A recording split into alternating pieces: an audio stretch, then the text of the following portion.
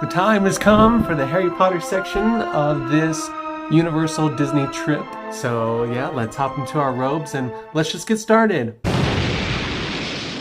Now that's better. So anyone who knows me knows that I love Superman. But if anything, my first obsession was of course Harry Potter. Or more so, Emma Watson. I love Harry Potter. It's something that just brings me joy. And anytime I have the chance to go to the Wizarding World of Harry Potter, I just go to the Harry Potter world and I feel like I'm home. And anytime you go there, the people who work there, they interact with you based on how you dress, and it's just amazing. So if you go in normal clothes, they call you a muggle and they don't know why you're there. If you go in robes, they treat you like the house that you're in, as well as they ask you what your year is. So, for example, the first time I went to the Wizarding World of Harry Potter, it was super fun because it was when they originally opened the Wizarding World in Universal. It was the first time they opened the park. Everything in California hadn't existed yet. Now, when you go, it's a completely different. But back then, I used to tell people, oh, I'm a fourth year, and I'd be in my Gryffindor garb. And they'd be like, oh, well, you're not allowed to be out here if you're a fourth year, or hey, where's your permission slip if you're a fourth year, or stuff like that. And so this last time that I went, I was like, I'm a sixth year. And so everyone was kind of like, oh, okay, cool. Like, you can pretty much do whatever you want. And you're a Gryffindor. So, like, awesome sauce. I am a Gryffindor, not because it's the most popular. And to be honest, I would argue that it's not the most popular house. I would say the most popular house is Ravenclaw. But yes, I am a Gryffindor. A more funny story, I went on Pottermore and I took the quiz. I ended up getting sorted into Gryffindor. Super happy about it. Red is my favorite color. And with Gryffindor being the lion and me being a Leo, it just all works out. When the Fantastic Beasts movies came out, they changed the Pottermore website and they added the Ilvermorny School. But they updated the site, and when I went on that site and retook the test, it sorted me into Hufflepuff. I do really like Hufflepuff. I do think it is an underrated house, and with the Fantastic Beasts movie, that Hufflepuffs have been coming out all over the place. Yeah, so the Wizarding World of Harry Potter, this last time around that I got to go to the Wizarding World, has been one of the first times I've been there since it's been open. It was different than what I expected because I hadn't realized that they completely demolished the Dragon Coaster and that it wasn't there anymore. And so when I went there, I was expecting that ride to be there, and it wasn't, because that was one of my favorite roller coasters. And in fact, like, I am terrified of roller coasters for whatever reason. I don't like that drop feeling. So, like, because of that G-force that just like pulls you down and you feel it in the pit of your stomach or the gonads, and it's just like very uncomfortable. I had a fear of roller coasters up until the dueling dragon coaster in the Wizarding World of Harry Potter, and I thought, it's Harry Potter, I have to do it. But I will say the new Hagrid coaster that they've replaced the dueling dragon coaster with at the Wizarding World of Harry Potter in Orlando Universal is so much fun. Going during a pandemic was super interesting. And what I really liked at Universal was that they forced everyone to put on hand sanitizer. You couldn't go on any ride unless you put on hand sanitizer, and they would like put it into your hands so that then watch you do it before you could go on the ride. So that was something that I really enjoyed at Universal. It was a lot safer than I had ever expected it to be, and the lines for the Wizarding World of Harry Potter were pretty interesting as well, because they spread you out throughout the lines. So if you're waiting in line, they have you at a marker, and then it's about 10 feet, and then the next family is waiting, or the next person is waiting at that 10 feet line. The lines were still like pretty long, about like 45 minutes to sometimes 2 hours for a ride. But with the spacing involved, it felt like it was almost constantly moving or going by so fast because you were covering more distance, and so it didn't feel as long ever. And a lot of the times they'd have a wait time for 50 minutes, and then you'd only end up waiting for 25 minutes or 30 minutes, and then you were on the ride already. And I will say also kudos to Universal, because if you wanted to go on a ride, specifically a roller coaster, they had an app that you had to go on to, and they had virtual line queues. You'd have to enter you and your party on the phone through a queue, and if you got in, then you could ride the ride. So it was another step to try to keep people safe from overcrowding on these rides. So that was something that I really appreciated. They also do the virtual queues on the app through the restaurants. If you go to the Three Broomsticks in Hogsmeade, or if you jump the train of Hogwarts Express and you go over to the new side, Diagon Alley, the Leaky Cauldron, they have waiting times for there on the phone. So you go ahead and order your food through the app, and then we get in line, we go up, we show them that we ordered food on the app, we sit down at a table that's separate from all the other tables, and then they come bring your food to you. It was really cool. It was very interesting. But yeah, I love it so much. The food at the Three Broomsticks is really good. So yeah, the first day that I was there in the Wizarding World, I dressed in my Harry Potter garb, my Gryffindor garb. I was representing Gryffindor. Probably my favorite part is dressing in the Gryffindor robes and then walking through Hogwarts when you go to the Harry's Forbidden Journey ride, and you just get to walk through the Hogwarts castle. That is just one of my favorite parts. It's just so awesome. And if you've been to the Wizarding World of Harry Potter before, like back when it first opened, and you go back now, let me know if you think that something has changed within the castle, because I could have sworn that when we got up to the part where there's the Gryffindor common room, that whole room right there is a completely new room. I don't remember it being there before, and it's there now, and it has like a little like moving picture of the people on the Forbidden Ride, like warning you if you get motion sickness or have back injuries or heart issues that you shouldn't ride the ride. And that was not there the first time I went. So if you went back in the day and you went again and that was new for you too, let me know so that I know that I'm not crazy, because I totally don't remember that being there. So when I was at Harry Potter World, I wasn't planning on getting a whole lot of stuff. I wasn't really planning on getting almost really anything other than maybe just a butter beer and a chocolate frog. However, my parents, they like to spoil me, and they went and got me a couple of things. A few things, I shouldn't say a couple, but some of the coolest stuff, and I'll show it all, but some of the coolest things that I got were when I went to do the Ollivander's wand experience. The thing that I really enjoyed at the Universal for the pandemic was, if you wanted to go in and do the Ollivander show, if you had a group that was bigger, it was 4 or bigger or larger, then they let you go into the room by yourself. They didn't let anybody else in the room, because if you've been there before, it's a very small space. It's a very confined space, but they allowed you to go in with just your party and experience and get chosen by Ollivander. And so I got to go, and I was super excited. I was super pumped. Went up to Ollivander, did the whole shtick. I still loved it. I still hammed it up. And the workers and the actors, they were still wearing masks, even within the confined space, and still try to keep their distance as much as possible.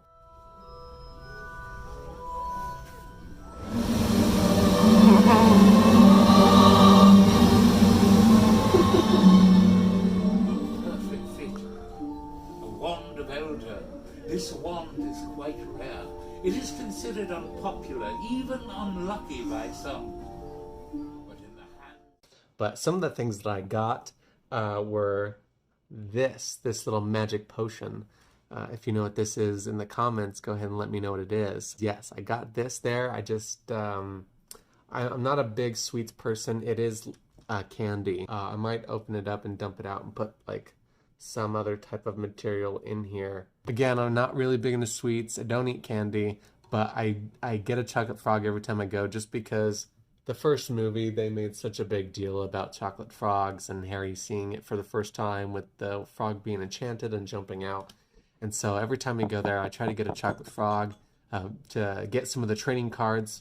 it was like you get 5 cards for $25 in the tin, or it was 3 for $30. You get 3 of the cardboard boxes, 3 cards, 3 chocolate frogs for $30. So if you're more into the candy, not the cards, I guess go with the 3 for $30 deal. I don't know if they do that all the time, whatever. Or if you just want the cards, just get the metal tin, 5 cards for $25 and 1 chocolate frog. I mean, you don't even really need to eat it anyway, right? We went ahead and disposed the chocolate frog, so I can't show you the chocolate frog, unfortunately. But the cards are still super cool. They gave us basically one of each of the heads of the houses. So Salazar Slytherin, we have Godric Gryffindor, we got Rowena, Dumbledore, we have Dumbledore. I've got about 6 of him. And then we've got Hegel Hufflepuff again, and then Rowena Ravenclaw. And then also, while I was there, the wand that chose me was a Death Eater wand. Or if you go to the Wizarding World of Harry Potter, they are desperately trying to get rid of their Death Eater wands because everyone's buying the character ones instead, and no one's buying the Death Eater ones. So they're trying as hard as they can to get rid of these things and give people the wands. And this is also something that you should know if you go into the Ollivanders and you do get chosen.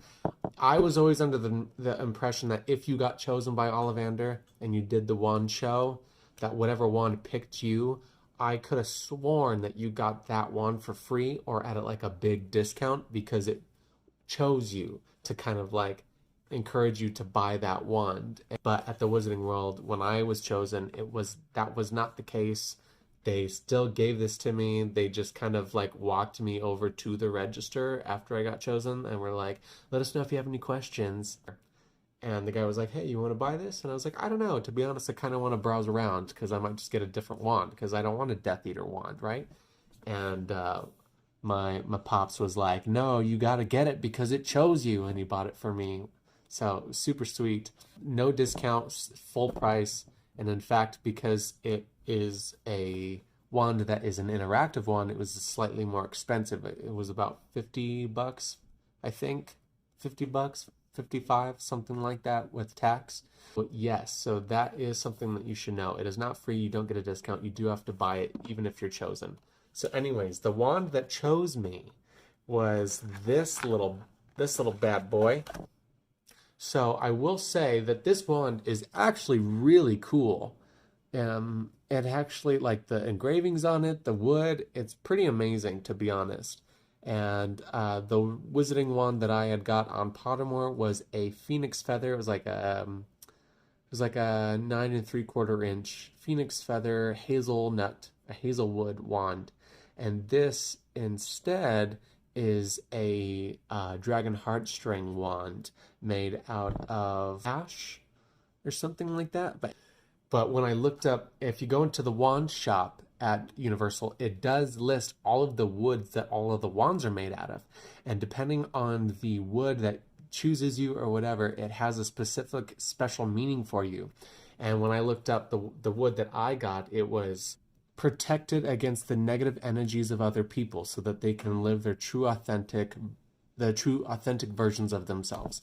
And I just thought that was perfect because Leos are all about authenticity, and that is just something that it just kind of resonated, and I thought that was really cool that that's the type of wand that got me, even if it was a Death Eater wand.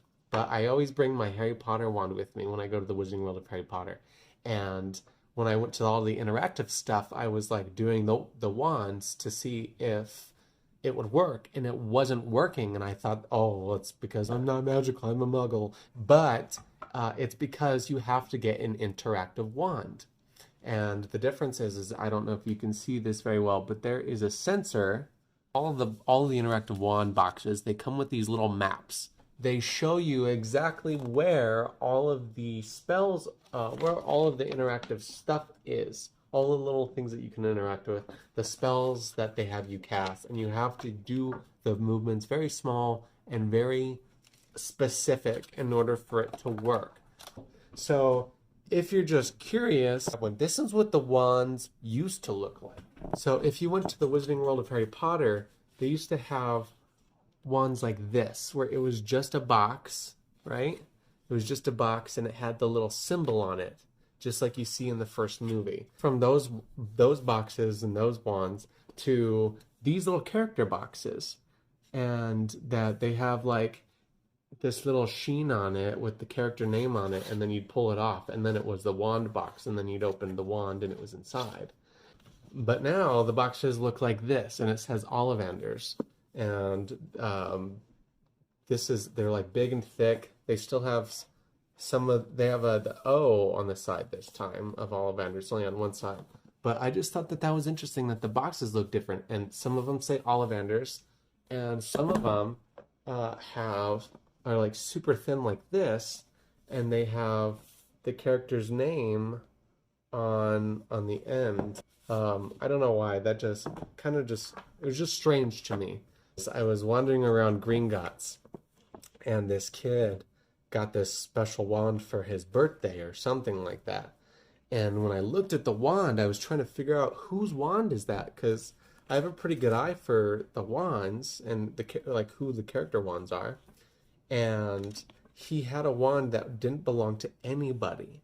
He just had like a different, unique wand. And I said, "Hey, excuse me, but where did you get that wand? And like, which wand is that?" And he said, "Oh, this is just a special one that I got for my birthday.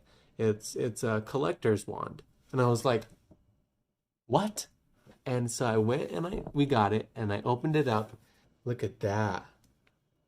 It's almost like a chessboard, almost, or yeah, it's got some like these symbols on it, and it even has like the little more symbols on the triangle, but like super sleek, super cool, super neat. And it is, all of these collector's wands are interactable. The other ones, they don't have interactable ones, just so you could see the difference. But yeah, how neat is that? That's pretty neat. So yeah, make sure to go to the Wizarding World of Harry Potter. I don't think you can buy these online. I think you can only buy these in the park. One of the things that I did there at the Universal World of Harry Potter, which was super cool, was I did the green screen, and they play videos behind you, or they just do a picture behind you and you can take pictures or do videos. I will say, I'm not particularly sure if it was worth the money. The woman charged us, I think, like $80. The video is like maybe 3 minutes long. They talk to you about what's going to happen behind you in the green screen and try to like where things are and how to interact with them. And then they say go, and then they record you, and then they say okay, and they pause. And then they put it all together, edit it for you, and then they have it ready for you within like half an hour, and you can take it home with you. And when I watched the video, I was some of it I really liked, and then parts of it I was really disappointed by, because some of the stuff that she had talked to me about and what to expect and what was going to happen and where wasn't where it actually was. It doesn't exactly align with what's going on in the video. And also, I will say that a lot of the cuts, she didn't tell me that there were going to be cut scenes. She didn't tell me that the camera changes and they don't see what you're doing. So she would sit there and be like, okay, you're waving to everyone like hello, and you're excited to be at Hogwarts, and you're jumping around and you're excited. So I'd be like jumping around and like excited, and then the camera would go up and wouldn't do the rest of the stuff that I was doing. That was probably better footage. And that's just me being an actor, but like the better footage of me wasn't on there. Or she was like, you're going to be a crazy person because we're going to show your wanted poster. And so just be as crazy and as like whatever you want, like as possible, because we're going to show you one poster. And I was like, okay. So I started doing all this crazy stuff, and she was like, oh my gosh, and she was laughing. And as I was doing the video, and I was doing all of these things, and then I thought she was done, because she said she was done. So I kind of stopped and fixed my shirt and just kind of stood there. And she recorded it, and I watched the video afterwards. A lot of the stuff that I had done, she didn't use. And then she just used like my crazy face and then me breaking out a character and then just like standing there. And so that was a little disappointing. So if you do go to the Wizarding World of Harry Potter and you do decide to do the green screen, I don't know, if you want a video, go for it. Otherwise, I think just taking a picture or just being very specific with what you do in the video might be the best bet. But just like going in cold turkey and just throwing away $80 to get this DVD, I'm not sure it was worth it. And then the second day that I was there, I went ahead and I dressed as Newt Scamander. And here it is, the Newt Scamander outfit that I wore for Harry Potter World. Newt in the flesh. So yeah, this is what I wore, and I had a really fun time wearing this outfit at the Wizarding World of Harry Potter because everyone just called me Newt all day, and everyone was like freaking out that I was actually dressed in as Newt Scamander because everyone there was in the Harry Potter robes, right? So nobody was dressed as any like actual character. I did see one person, one lady dressed as a Beauxbatons student, which I thought was amazing. I almost asked to take a picture with her, but then I thought, it's in a pandemic, and just like close contact with people you don't know is just not the best choice. But yeah, so I got my little Beau Truckle Pickett here. Say hi, little buddy. Hey guys. I know Beau Truckles can't talk, but anyways. And also this jacket is cool, and I didn't show this on my Gryffindor robe, but they have these little pockets I don't know if you can see that, they have these little pockets that you can stick the wand in, so when you're walking around, like, you can just store your wand somewhere, whip it out, and just go. This is Newt Scamander's wand, and I carried this around with me on the second day. But yeah, I will say the only thing I was worried about was sticking them in these pockets and then going on the rides and then having them break or snap. I will say that while I was there, the thing that I was eyeballing the most, probably when I was in the Wizarding World, was all of the Quidditch stuff. I don't know why, but I love Quidditch. I think it's a super fun game. I love that people are trying to make it into a real sport, and I think they've successfully made it a real sport. I'm not sure. Back when my partner and I were moving from Colorado to New York last February, we had a little going away party and we all played Quidditch together. And I wish somebody would have recorded something or taken pictures because it was so much fun. What we did was I built our own Quidditch field.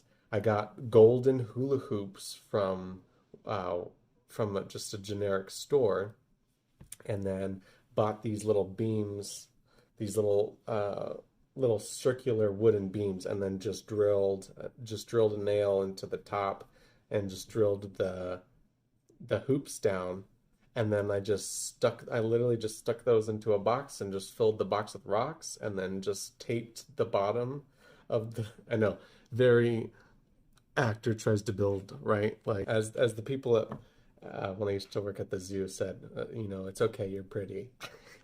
I just duct taped the bottom of the pole to the box, and then we just stuck the boxes, 3 boxes on each side of a gym, and then I don't know if you saw earlier, but I have a quaffle. I have a quaffle there, and I have my snitch. So those are the things that I used for my Quidditch game, and it was just so much fun. And then for the beaters, I don't have the bats or the bludgers, so what I did was I got these little tiny, just probably the size of my hand, red dodgeballs.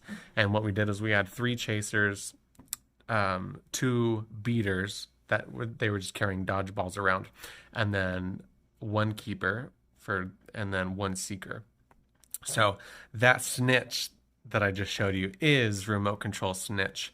I don't mean that you can control how high it goes, but you can turn it on. It does flap its wings, and you can toss it in the air, and it flies around. And then if it lands on the floor, even if it lands on the floor, it keeps going, and it's actually quicker and more sporadic on the ground, on the hard floor ground, than it is in the air. So much fun. I love Quidditch. So when I was there in the Wizarding World, the things that I was eyeing were the Quidditch gear. I wanted the Quidditch jumper that goes underneath. So I just got the Gryffindor one. I love it. It's so warm, so cozy. It is itchy. It was actually made in Scotland. It is real wool. Luckily, my partner was born in the UK. she is English and she knows how to wash that stuff and she knows how to deal with that stuff. What I can show you, which is something I'm super stoked about that I wasn't planning on getting that my mom got me as a gift, was this. I don't know if you can see this very well, but this is what I got. And that is super cool and that's super exciting. So they have the badge and they have the number, and then it goes up and it has this like little tail. I mean, yeah, the tail of the coat.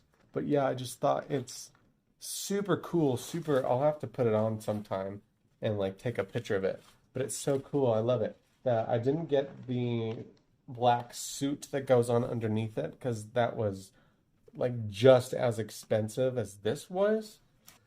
So yeah, that was something that I got. Super exciting. I love Quidditch. I love getting the Quidditch stuff. I have to do Quidditch again, and this time I have to record it. It's so much fun. Because I've got my Fantastic Beast garbs on, now I can officially show you. Check this out. Isn't that a cool wand? This is Madam President's wand. Super cool. I love that it's not just, like my partner said, like just a wooden stick. And it is interactable, but like, yeah, she has this silver design and then this little pink gem on the end, which I think is just gorgeous. And they had this deal there that if you spent like $150 on anything in the Wizarding World of Harry Potter, that you got a free wand. And you think, well, that's exciting because the wands are around $42 for non-interactable, $50, $55 for interactable. So you think, wow, a free wand, like that's a big deal. So like you spend $150, but you get $200 worth of merchandise, which is really cool.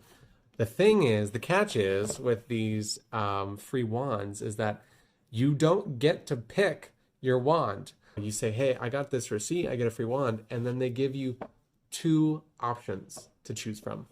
They'll say, do you want this or do you want a Death Eater wand? And it's because they're trying to get rid of that Death Eater wand.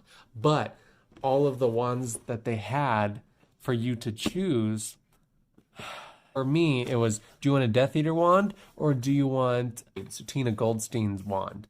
And I thought, I want something that's a little more designed. Like Tina's wand it's very bland. It's just a wand. So, I mean, I do still like it, but I mean, I wish they would have let you choose a wand to pick from, because I would have picked one that was a little more intricate, is all I'm saying. The guy who told me about the wand said that to be honest, if you don't like it, I'm sure that you could pick a wand and then go to one of the wand shops and say, hey, can I trade this for another wand? And then they would have just probably traded it out for another wand. And I did consider that. Yeah, I just decided, you know what? I'm just going to go with the Goldstein wand because I just want to enjoy my time at the Wizarding World of Harry Potter. And I just wanted to be there and just exist in that world. And so I didn't want to have to worry about going to a shop and getting a wand. So I just was like, you know what? I'm just going to get this. I'm going to be grateful that I got a free wand. It's still cool. Still a great character. And then I'm just going to enjoy the rest of my time there and not have to worry about anything else. So yes, Harry Potter. I love Harry Potter. Again, it is one of my all-time favorite things in this world. And to be honest, I kind of forgot how much I enjoyed Harry Potter. But I will say, one of my Christmas gifts that was a surprise to me, my big surprise, my big present was the Newt suitcase. What's special about this is that it is the collector's edition. They only made 5,000 of these in the entire world.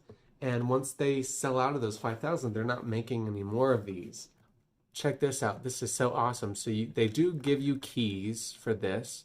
And they do give you, it is completely 100% a replica, screen accurate replica. But when you open it, it's super cool because they have a magical, they have the magical thing on here where they have the magical compartment. So here is the magical compartment.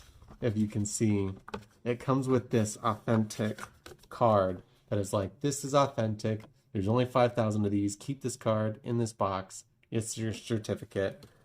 And then check this out. So this is something that I find interesting. Maybe the keys will change something, but my only bugaboo is that you can't lift this or push this down or get rid of this or anything like that. Like in the movie, how he kind of slides it over, this muggle-worthy thing. So it's always there, but like you can still do a little bit of magic and open up the top, and all of the sudden it's just the top of the thing, so you can put all your muggle stuff. One of the coolest things that I've gotten, that is the Wizarding World of Harry Potter. And let me know what your house is, what you think is the best house. I particularly do think Gryffindor is the best house because there is this theory that J.K. Rowling talked about how the Gryffindor is a special house because it is the culmination of all the other houses. And I totally agree with that, and I think it's real, and this is partly fan theory as well that hasn't been 100% confirmed. But I will say the sorting hat told Harry he was a Slytherin. And there is the argument that that is only because he was a Horcrux, or he might have actually just been a Slytherin. And if you notice, Neville and Ron are Hufflepuffs. They show a lot of Hufflepuff characteristics, as well as Hermione being a Ravenclaw and showing the most characteristics of a Ravenclaw. Yet they all chose their own destiny, and they all chose and asked to be in Gryffindor. And that is what set them apart, is because they asked for their own destiny and they asked to take control and do whatever. Like, they had the courage to ask for what they wanted. And I think that that's something that's super special. So yes, so that is why I would say that I am a Hufflepuff who chose to be a Gryffindor. As well as my partner, I made her do the Pottermore quiz, and she thought she was going to be a Gryffindor as well, but she ended up being a Ravenclaw, so she is a Ravenclaw who chose to be a Gryffindor. Anyways, let me know what your house is, and if you agree with that fan theory, if you don't, and also let me know if you think Ilvermorny is a legit thing, and what your Ilvermorny house is. I'm a Thunderbird, so yeah. If there's anything you'd like to see, anything you'd like to hear, let me know. Give me a shout out. And thanks for watching.